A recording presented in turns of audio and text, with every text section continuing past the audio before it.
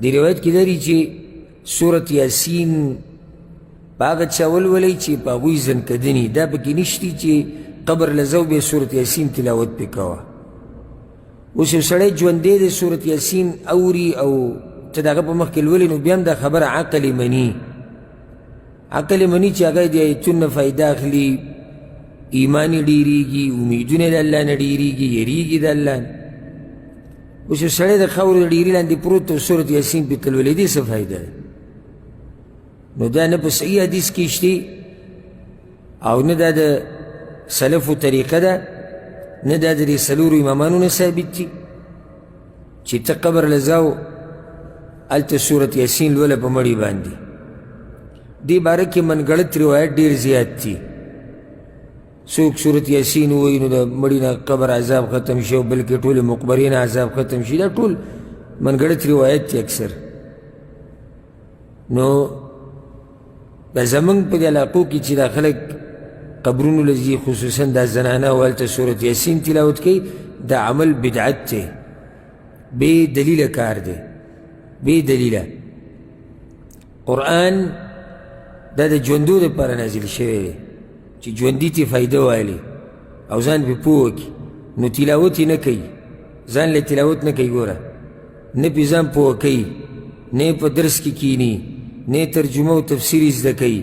نه یې یادوي دا ټول کارونه داسې ورته کړي خو چې یو انسان مړ شو د هغه په قبر بیا ولاړي سورت یاسین وایي وایي ته ترې فایده واله ته یاد که ویې ګوره تفسیر یې ووایه راغلی قبر خواته ولاړې مړي ته یې وایي او دا چې موږ مړي ته وبخو مړي ته د هغه اعمالو ثواب رسي چې هغه ثابت دي د پیغمبر صلی الله علیه وسلم نو د هغې تذکره به تفصیلا په خپل ذکر راشي چې هغه کوم اعمال دي خو په هغې کې دا عمل نشتی چې ته د قرآن بعضې څه ووایې او بیا مړي ته وبخه دا عمل نه ثابت د پیغمبر صلی الله علیه وسلم نه او نه د سلف صالحینو په مړي باندې ډېر مینې دعاګانې ورله غواړه د ټولو نه فایدهمن شی چې مړي له فایده ورکوي د هغه دپاره دعاګانې وغوښته د ټولو نه فایدهمن او مړی ورته انتهایي ضرورت لري هغه عمل دې بدعتیانو پرېښودی نادرا به د چا د خولې نه واوري چې زموږ هغه مړی دی الله وبخي خو دې بدعاتو خرافاتو له سمته کړئ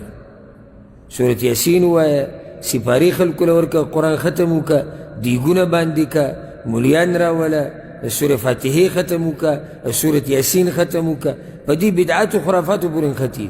وایي لاس اوچت که الله ته وجاړه وایي یا الله زما دا مړی وبخه دغه دله نه کوي کوم عمل چې ثابت دی د قرآن او د حدیث نه دعاګانې غوښته او الله یې قبلوي او فایده ترې میلاوي هغه عمل هغه دوی شاته غذار کړی او کوم عمل چې نه دی ثابت د پیغمبر نه او د سلف صالحینو نه هغې له یې زور ورکړی دغه شان دا فایده مخې ته راله ما تفسیر په درس کې ذکر کړی چې د سورت یاسین خپل خاص فضیلت ګوره نشتی یو حدیث کې راځي لکه سورت یاسین د قرآن زړه دی